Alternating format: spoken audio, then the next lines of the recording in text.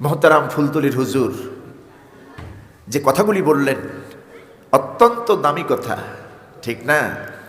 অল্প সময় অল্প কথা, কিন্তু এই কথার লোড বেশি, পাওয়ার বেশি, সামারাইজ বেশি, মূল্য বেশি।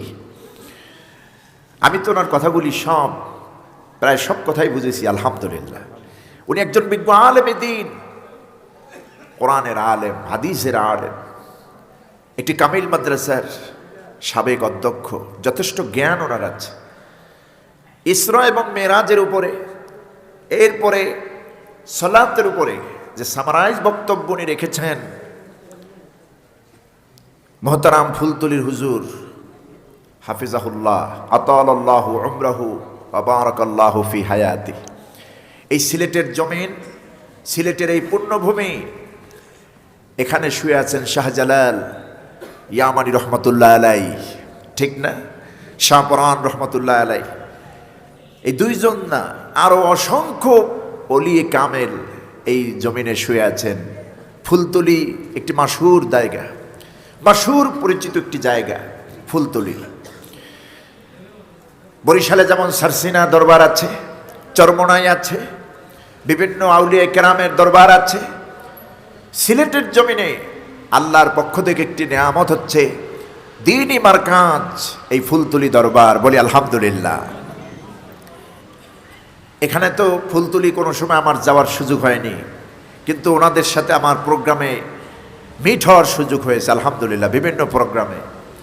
ফুলতলি এই প্রতিষ্ঠানের আমার দৃষ্টিতে অনেকগুলি তাদের অবদান ইসলামে। এর মধ্যে অন্যতম শ্রেষ্ঠ অবদান হচ্ছে ফুলতলি মারকাজে আল্লাহর কোরআনটাকে সহিভাবে শুদ্ধ করে শেখানো হয়। আমি যতটুকু জেনেছি, আল্লাহর কোরআন ফুলতলি মারকাজে দরবারে সহি করে শুদ্ধ করে শেখানো হয়। এর থেকে শ্রেষ্ঠ আমল, আর বাকি আমলগুলি বাদই দিলাম, যেখানে কোরআনটাকে শুদ্ধ করে শেখানো হয়, এর থেকে শ্রেষ্ঠ আমল আর কি আছে? সহিহ বুখারীর বর্ণনা, খায়রুকুম মান তাআল্লামাল কোরআন ওয়া আল্লামাহু। তোমাদের মধ্যে উত্তম তো তারা যেই ব্যক্তি নিজে কোরআন শেখে অন্যদেরকে শিখায়। গণ সুবহানাল্লাহ। নিজে কোরআন শেখে অন্যকে শিখায়। কোরআন শেখার বিকল্প পৃথিবীতে কিছুই নাই। মুসলমান নারী এবং পুরুষ কোরআন শেখার থেকে ফজিলাত, শ্রেষ্ঠ নফল ইবাদত আর কিছুতে নাই আমার বন্ধুগণ।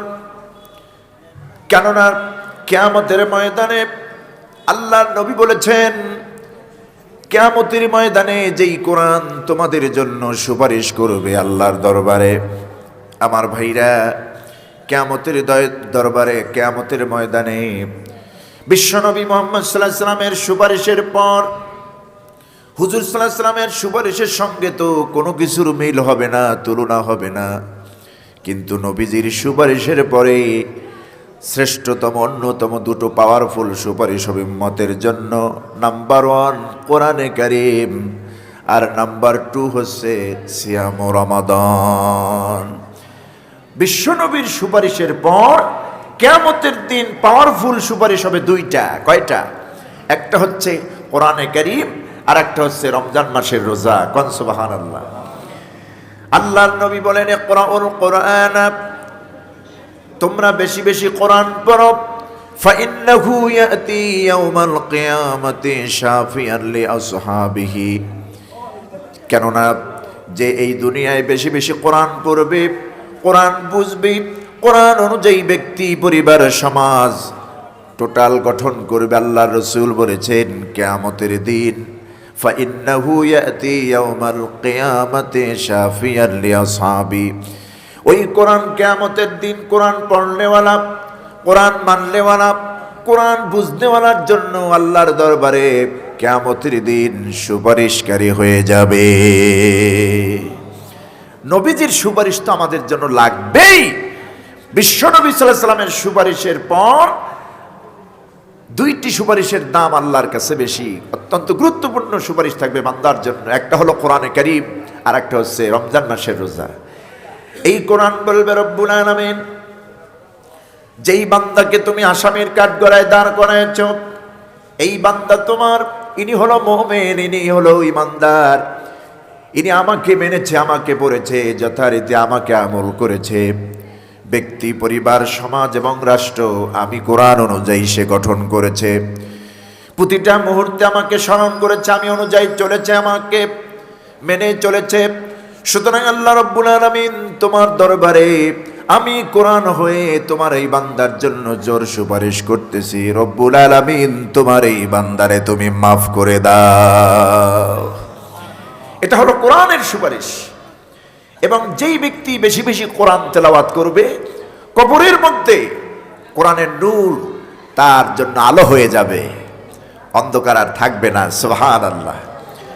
বেশি বেশি কোরআন যারা পড়বে, দুনিয়ায় কোরআন অনুযায়ী আমল যারা করবে।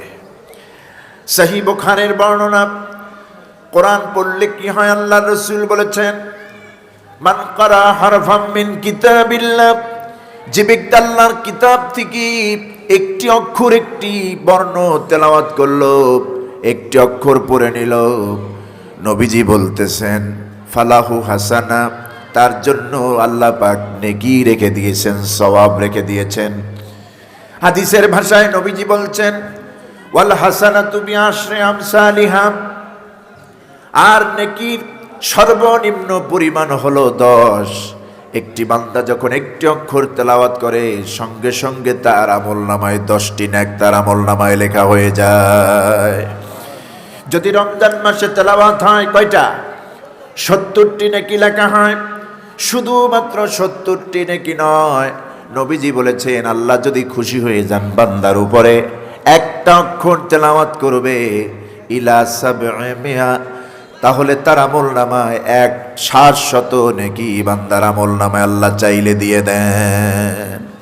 শুধু 70 আর 70 থাকে না, ইলা সাবঈমিয়া, 700 পর্যন্ত, 700 গুণ পর্যন্ত বান্দার আমলনামায় একটা অক্ষরের বিনিময়ে আল্লাহ দান করতে পারেন সওয়াব। সুবহানাল্লাহ। সুতরাং কোরআনে কারীম তেলাওয়াতের বিকল্প কিছুতেই নাই। নফল ইবাদতের মধ্যে শ্রেষ্ঠ ইবাদত হচ্ছে কোরআনে কারীমের তেলাওয়াত। বেশি বেশি কোরআনের তেলাওয়াত। আর কোরআন তেলাওয়াত শুনলে তো মুসলমানদের ঈমান বাড়ে, ঈমানদারের ঈমান মজবুত হয়, মজবুত হয়, শক্তিশালী হয়। এ কথা কার? আল্লাহ পাকের। আল্লাহ রাব্বুল আলামিন বলছেন وَإِذَا تُلِيَتْ عَلَيْهِمْ آيَاتُهُ زَادَتْهُمْ إِيمَانًا وَعَلَى رَبِّهِمْ يَتَوَكَّلُونَ।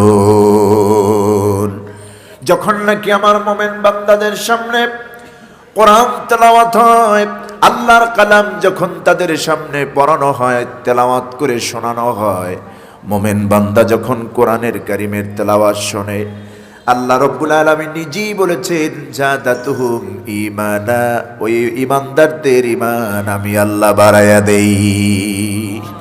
মুমিনদের ঈমান বেড়ে যায় কোরআন শুনলে। এই সামনে রমজান আসছে, বেশি বেশি কোরআন শুনবেন, কোরআন শিখবেন, কোরআন শোনাবেন।